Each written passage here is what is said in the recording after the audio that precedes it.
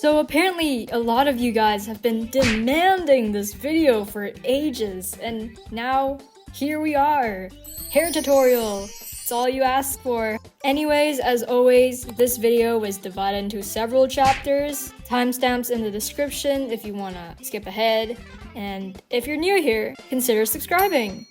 I do a lot of gaming and art content and tutorials like these, so if you're interested, yeah. And if you have any questions about the certain tools I use, all in the description.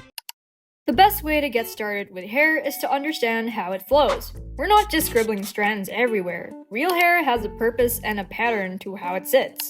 If you look at reference images, you'll see that all hair originates from a single point on the scalp, usually a part line or the crown on the head. From there, it flows outward, creating a kind of natural movement, or flow as you say. Here's the thing. If you try to draw every single strand, it's not only gonna take forever, but it's going to be messy and chaotic. Instead, try imagining hair as large chunks or segments. This will help us get the basic shapes down without getting lost in the details. Think of it like sculpting a shape in clay before you add the tiny textures. It keeps the form clear and easy to work with. Now let's put this concept into practical use. Now we have a picture of Bochi. What we want to do first is identify the most iconic shapes and simplify the overall shape of her hair. Let's see what shapes we can find. The first thing that sticks out to me is this little flick of hair that's sticking out from her hairpin. Probably this part too, since it's also sticking out from her silhouette. You can also observe that her bangs follow a slight curve pattern. They follow this curve originating from this point, which most likely indicates a hairline over there. Now all you have to do is just make the little divots between the hairs. And make sure you follow the general flow I've put out by these arrows.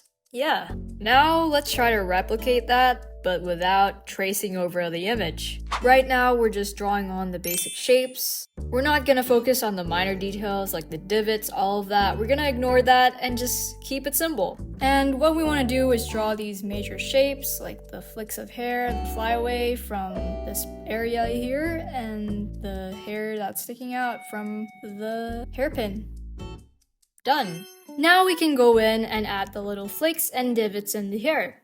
Make sure you follow the general guideline I've put here, the dotted lines, and just follow the overall curve that's happening over there. And what we're just doing is adding just tiny little triangles, snipping little triangles into her hair. And now we've technically finished up the entire hair, because all we need to do now is just outline it with black.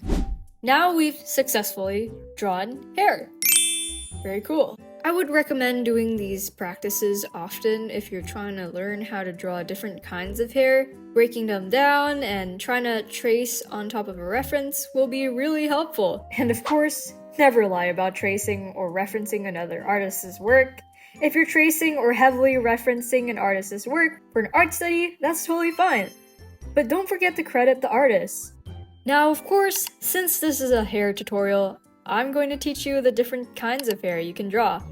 Straight hair, wavy hair, tied up hair. The basics of the basics at most. Starting off with straight hair with the atypical bangs. We're gonna do a similar thing with what we did with Bochi, and we're gonna make a bowl-shaped thing on top of her head, representing the bangs.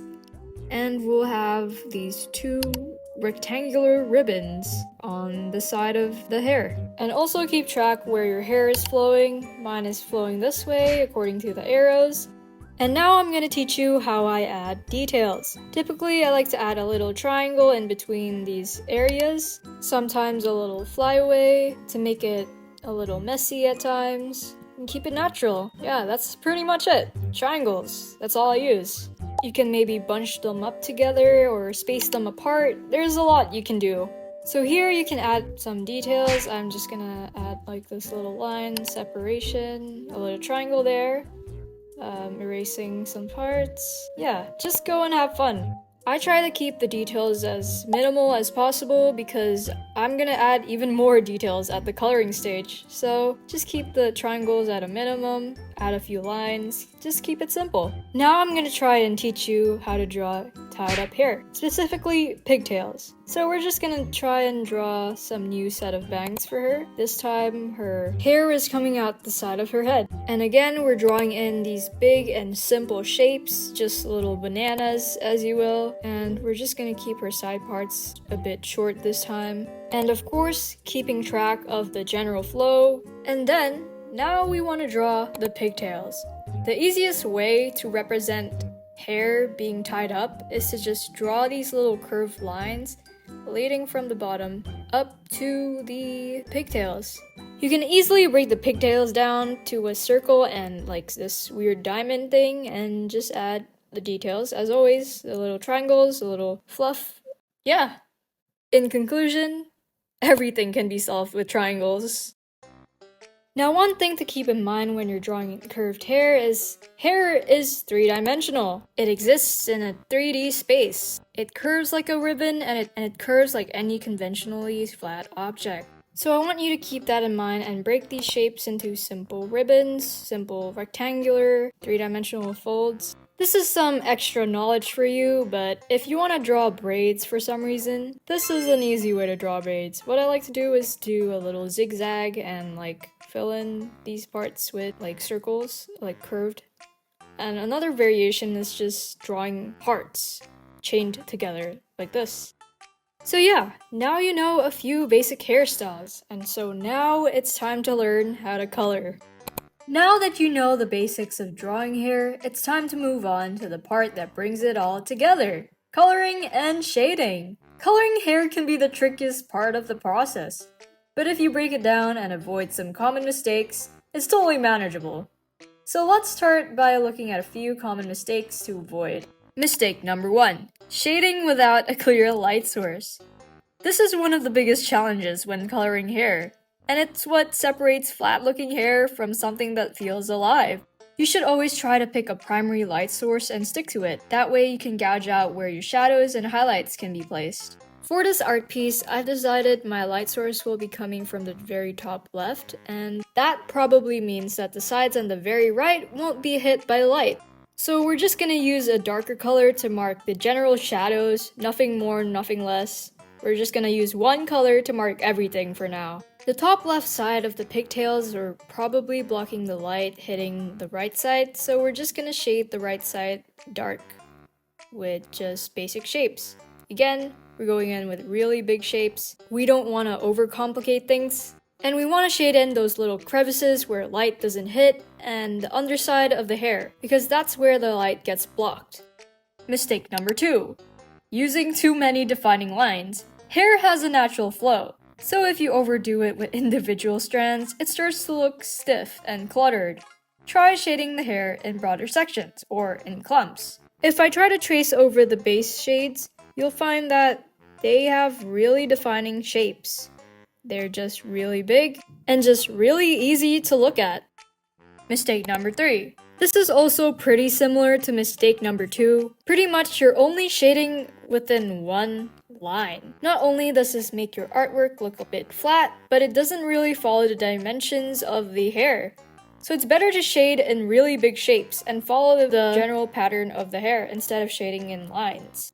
Now that you've overcome your little tiny mistakes, it's time for the really fun part, which is coloring! I like to use a bunch of colors whenever I'm adding details into the hair, but for the sake of this video, I'm gonna break it down into 3 main colors. And trust me on this one, 3 colors is already enough to make your hair look fantastic. Before anything else, I do recommend that you try and follow along with me while I do this, and if you want to do that, I have a template of this character in my Discord server.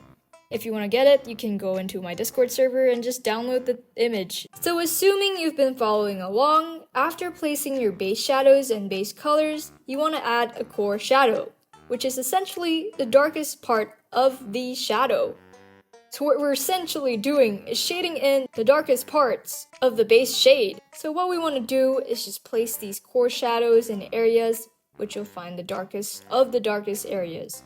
So like just tiny crevices where light barely hits the back of the hair. Yeah.